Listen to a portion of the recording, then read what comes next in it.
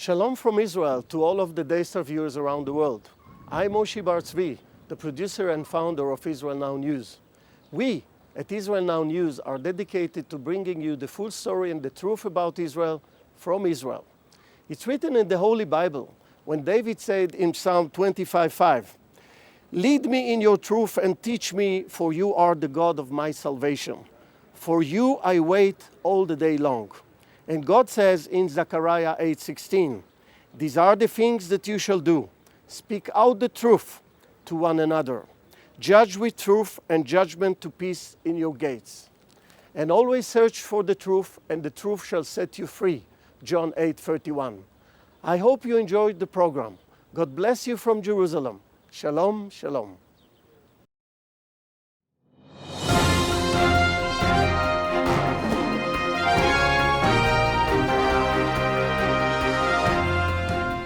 Welcome to Israel Now News. I'm Yochanan El Rome. And I'm Erin Viner. In our top story, violent anti-government protests have ripped through Turkey.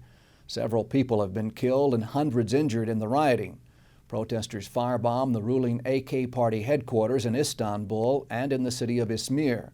Tens of thousands of demonstrators took to the streets demanding the resignation of Turkish Prime Minister Recep Tayyip Erdogan, whom they called a dictator.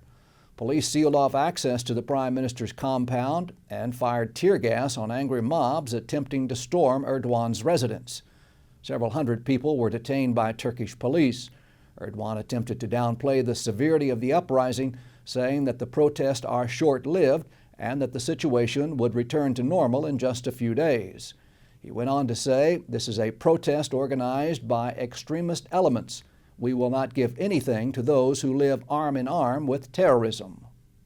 A Tunisian court has suspended the 2-year sentences given to 20 Islamic protesters convicted of attacking the U.S. Embassy in Tunis September of last year. Hundreds laid siege to the mission after a film clip produced in the U.S. was released on the internet mocking Islam that caused violent riots across the Muslim world. State Department spokesperson Jan Psaki expressed concern over the ruling, saying that the U.S. has long called for a more extensive investigation into this particular case and has not been satisfied with what has been uncovered. The Tunis embassy responded to the verdict by saying that it does not correspond appropriately to the extent and severity of the damage and violence, while continuing to insist upon a full inquiry into the identification and apprehension of those responsible for the assault so that they may be brought to justice. Tensions between Syria and Lebanon have reached the breaking point. Last week, the Syrian opposition bombed a Hezbollah stronghold in Lebanon, and this week dozens of rockets have fallen inside the country. The Hezbollah terrorist organization, which rules Lebanon, faithfully backs Syrian President Bashar al-Assad. Hezbollah militants are known to be fighting alongside forces loyal to the Assad regime inside Syria. The attacks in Lebanon are thought to be carried out by the Syrian opposition as retaliation against Hezbollah for its support of the brutal Assad regime. The state prosecutor of Argentina has accused Iran of creating a sophisticated terrorist infrastructure throughout Latin America. Alberto Nisman submitted a 500-page report detailing the Islamic Republic's intelligence and terrorist network in Argentina, Brazil, Paraguay, Uruguay, Chile, Colombia, Guyana, Trinidad, and Tobago. Nisman said that he discovered the disturbing information while investigating the 1994 bombing of the Jewish Community Center in Buenos Aires. In cooperation with Interpol, Argentinian authorities have issued arrest warrants for 8 Iranian suspects in connection with that bombing, including the current Iranian Defense Minister Ahmed Vahidi and 2 candidates running for the Iranian presidency. Palestinian Authority President Mahmoud Abbas has appointed Rami Hamdallah as the new Prime Minister of the PA. He will take the place of the current Premier Salam Fayyad. News of Hamdallah's appointment caused waves throughout the PA and Gaza. The PLO terrorist organization expressed anger that they had not been consulted about the appointment, and Hamas declared that the new government was illegal and would not represent the Palestinian people. The Gaza-based terrorist organization stated that the PA had violated agreements made to form a Palestinian unity government. An Israeli Arab man has been charged with passing intelligence information to Hezbollah agents operating in Saudi Arabia. 45-year-old Zahar Uman Yusfin was indicted in a Haifa court last week on suspicion of security crimes. Investigators say that he contacted a foreign agent during a Hajj pilgrimage to Mecca and disclosed information about an IDF base in northern Israel. Another terrorist who was freed as part of the deal to release kidnapped Israeli soldier Gilad Shalit has been discovered plotting terrorist attacks against Israel. According to Israel's security agency, Hashim Ibrahim Hajaz was sentenced to 10 life terms for killing 10 Israelis in terror attacks. His sentence was commuted as part of the Gilad Shalit deal, but Israel felt Hajaz posed such a security threat that he was deported. Israeli security agents learned that Hajaz was recruiting individuals in Jordan to commit terrorist attacks in Israel. A statement released by the security service described the recruitment tactics, disclosing that the former prisoner gave instructions in advanced weapons training and kidnapping scenarios. He also worked closely with terrorist training camps in Sudan. Hashim Ibrahim Hajaz is just one of the many prisoners released who have returned to terrorist activities. Christians worldwide continue to be persecuted for their faith. A report released by the Vatican states that more than 100,000 observant worshipers have been violently murdered for practicing their beliefs each year. A Vatican spokesperson told the United Nations Human Rights Council that Christians and other believers are subjected to forced displacement, the destruction of their places of worship, rape, and the abduction of their leaders. The persecution of Christians is on the rise in the Middle East, particularly in countries under Islamic rule. Israel remains the only country in the region where Christians are protected. The wife of Pastor Saeed Abedini and her lawyers from the American Center for Law and Justice have addressed the United Nations Human Rights Council. Pastor Saeed has been abused in Iran's most notorious prison since September of last year. In January, he was sentenced to serve 8 years in prison. Mrs. Abedini asked the international body to help free her husband from the hardline Islamic regime where he is being tortured for his Christian faith. Thousands of people flooded the streets of London and New York City to celebrate Israel's 65th birthday last week. In London, more than 2,000 people from more than 50 different organizations came out for the UK's Closer to Israel parade.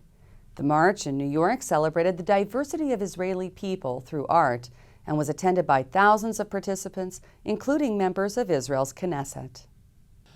Tech websites reported last week that negotiations for Facebook to acquire Waze, an Israeli navigation application, have broken down. Facebook reportedly offered more than $1 billion for Waze, but the two companies could not agree on relocation.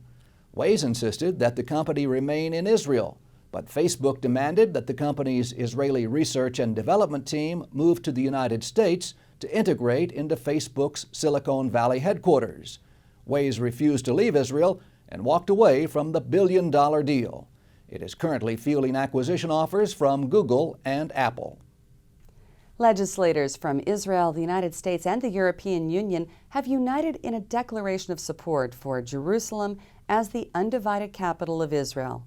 Organized by the Israel Allies Foundation and the Knesset's Christian Allies Caucus, politicians spoke about the importance of an undivided Jerusalem through a live video feed in Brussels, Jerusalem, and Washington. Hanu Takula, the chairman of the European Parliament's Israel Allies Caucus, said that he felt it was fantastic to share such a connection with the group's American and Israeli counterparts through the Israel Allies Foundation, and that without a doubt, modern means of communication will be used more and more in the future to celebrate Jerusalem as the undivided capital of the Jewish state of Israel. President of the Israel Allies Foundation, Rabbi Benny Alon, said that high-profile parliamentarians and congressmen in Washington, Europe, and elsewhere around the world celebrated the historical date of Jerusalem's reunification together, while also doing their best to relocate their nation's embassies to Jerusalem through legislation. Alon described their efforts as enormously encouraging for Israel, demonstrating the importance of the work accomplished by the foundation as it continues to unite politicians of faith on behalf of Israel.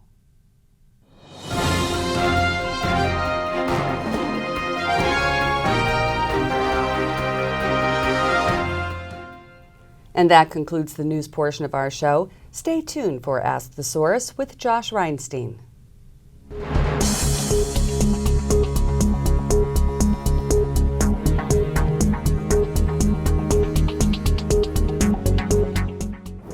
Hello and welcome to Ask the Source. I'm your host Josh Reinstein, and we're here on a beautiful day in Jerusalem on our rooftop studio. My guest today is Donna Holbrook, Executive Director of ICEJ Canada. Donna, thank you for being on the show. Great being with you again, Josh. Well, you're the Canadian Director of the International Christian Embassy, Jerusalem. What does that position entail? Oh, you wouldn't want to know.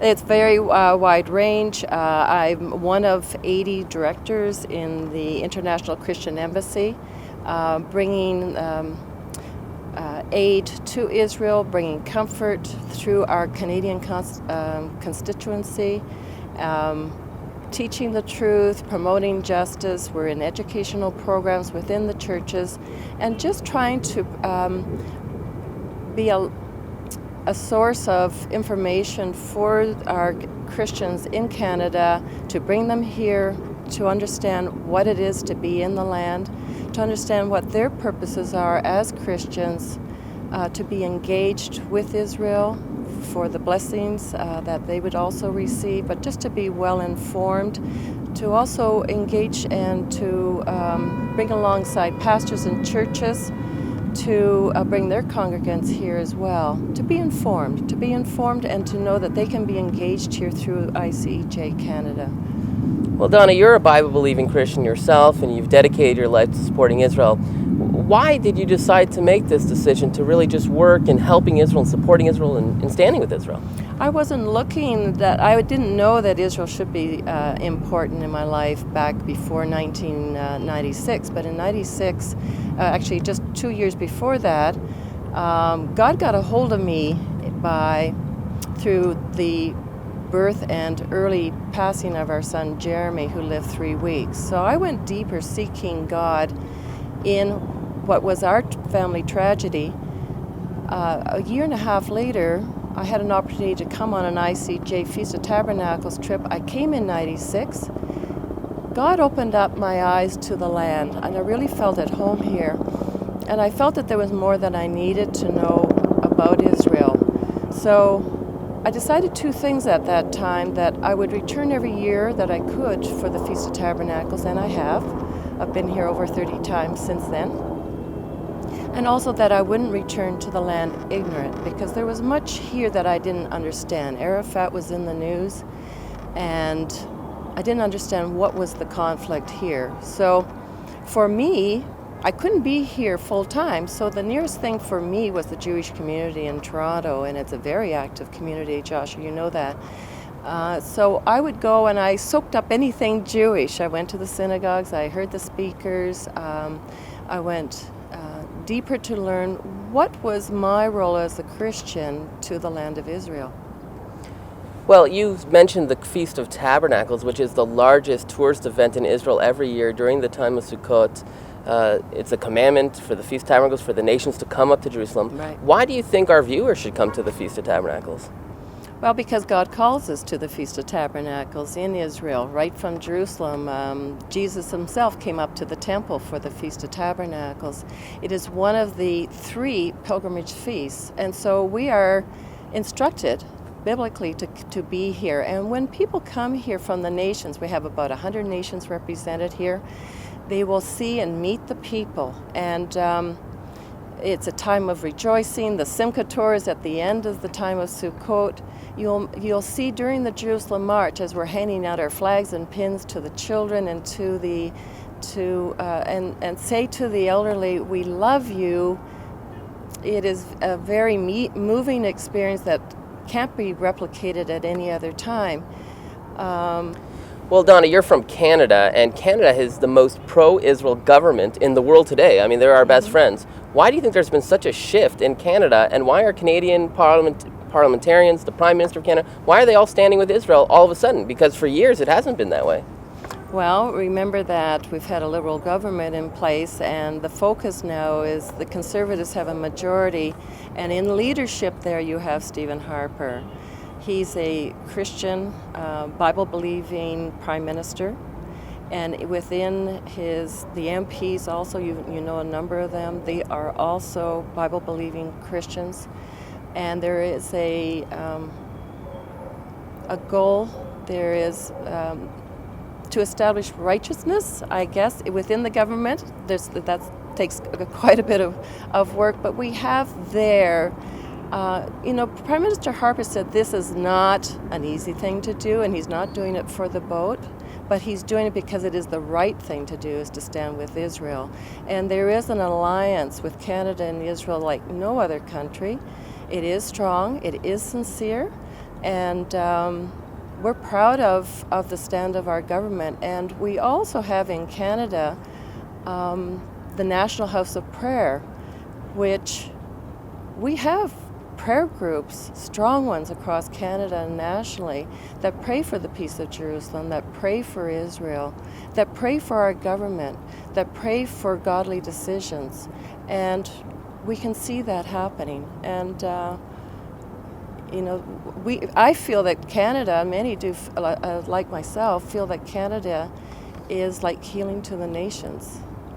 Well, Donna, there are literally tens of millions of people watching this show. What message do you have for our viewing audience? I would say come to Israel. If you haven't been here, you're missing out on the most beautiful country in the world and her people. It is the center of the world to come to Jerusalem. You will find that. And if you read your Bible, you will read it more intensely. As Josh, you say, we are people of the book. And even if you aren't people of the book, I would recommend that you come here and see with your own eyes, and also to be informed. Once you come here, you'll notice that there's a difference. People ask, well, is it safe to come here? Absolutely, it's the safest place to come. And we have our daughter living here, and she's doing photographing and volunteering for a charity. So I've been here many, many times. Come here.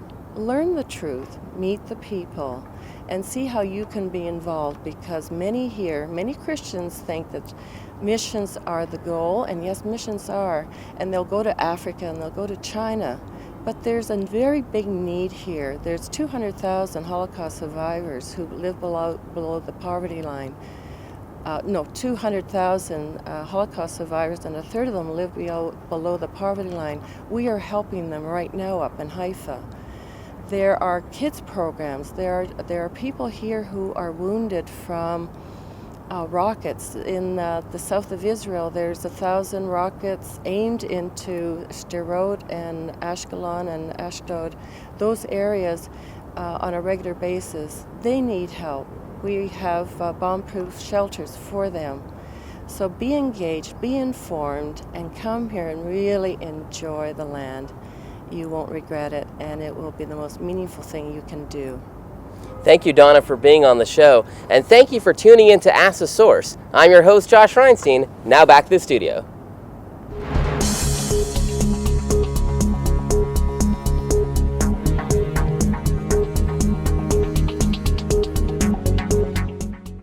Up next, shining light from Israel.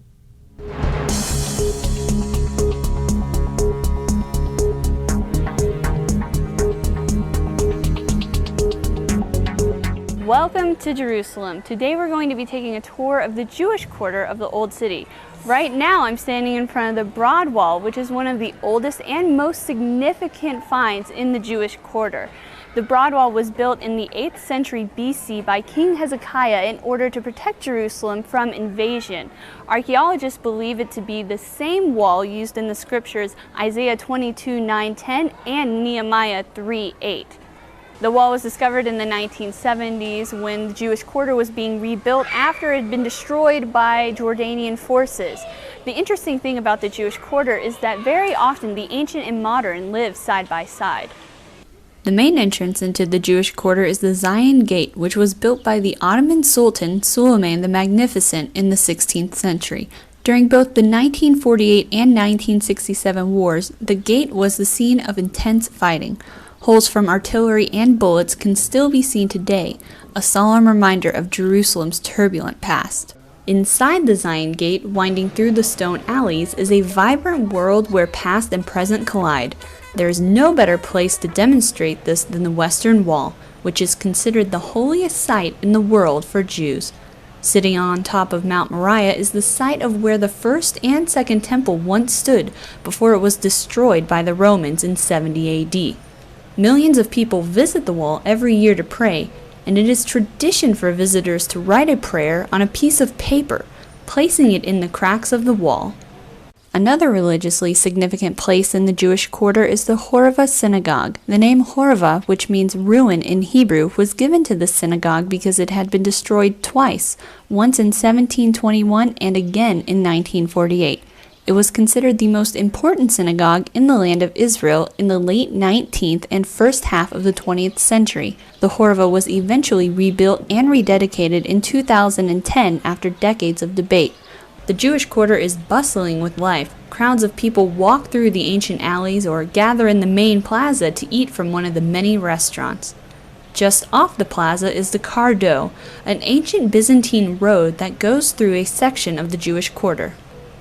Behind me is a copy of the Madaba map, which depicts Jerusalem during the time of the Byzantine Empire. You can clearly see the Cardo connecting the north and the south of the city. The Cardo, which means heart in Latin, was the lifeline of the city. During the Byzantine time, hundreds of shops lined the streets, acting as both the commercial and social center of Jerusalem. However, today the ancient columns are the only remnants of the once vibrant street. A painting shows what the Cardo once looked like. Just beyond the painting, a section of the Cardo has been rebuilt, with modern shops offering a wide variety of items: t-shirts, paintings, menorahs, and many other souvenirs. The Jewish quarter of the Old City holds a special place in the hearts of many Israelis. There's so much cultural, historical, and religious significance in such a small area, and to take a walk down these streets is to take a walk through history.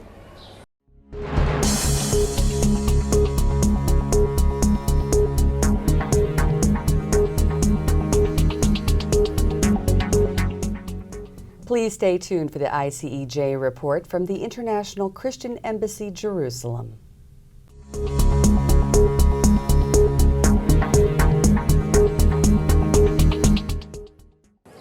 Welcome to the ICEJ report. My name is Juha Ketola and I'm the International Director of the International Christian Embassy, Jerusalem.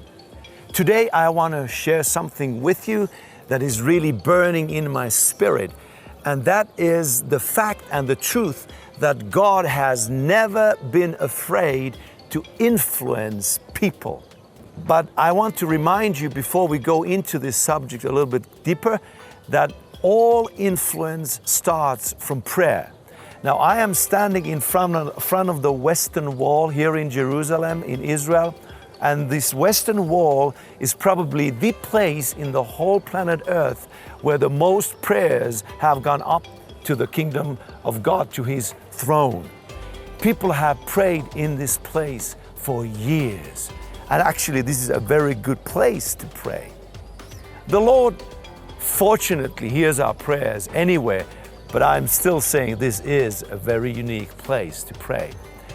Now, when we pray and we are seeking the influence, we can find from the Bible that is absolutely according to the will of God. Now, in the Bible, there is one beautiful prayer that captures the essence of God's will for us to be an influence and actually enlarge our influence among the human beings in this planet Earth for His glory and for His kingdom. In the First Chronicles chapter 4, we can find a prayer of Jabez. This is the way he prayed, and we can follow this prayer. He prays like this: "Oh, that you would bless me indeed and enlarge my territory, that your hand would be with me and that you would keep me from evil, that I may not cause pain." He asked God to enlarge the sphere of his influence so that in turn he would influence others in a more wider way for God, to be more effective in His kingdom. We, as the Christian Embassy, have prayed this prayer, And like the prayer of Jabez was heard by heaven, our prayers have been heard as well. We have been able to be an influence and make a difference here in this beautiful land of Israel among the Israelis and the Jewish people. I would like to remind you especially of one particular specific project that has been a real blessing and very public one here in Israel. And that is the Haifa Home for the Holocaust survivors, which is in the northern city of Haifa here in Israel.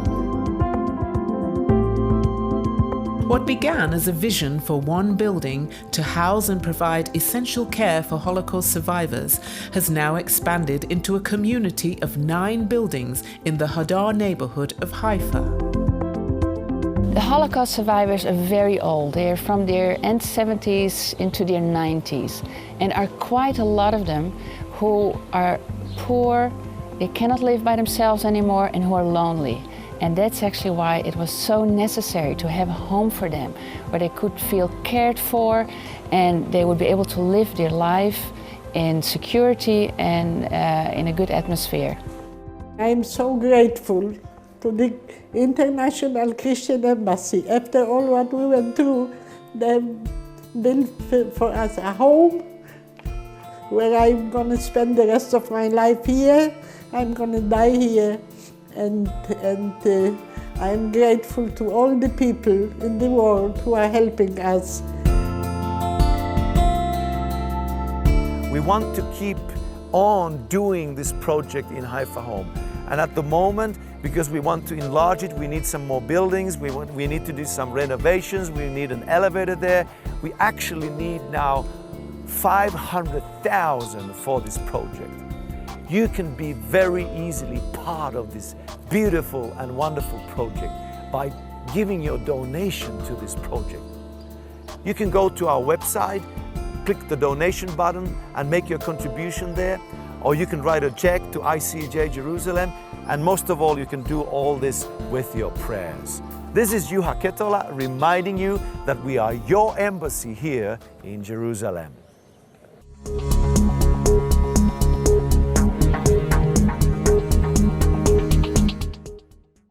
That's all for this edition of Israel Now News. I'm Yochanan El-Rom. And I'm Erin Viner, reporting from our studio in Jerusalem. Please join us again next week for all your Israel updates.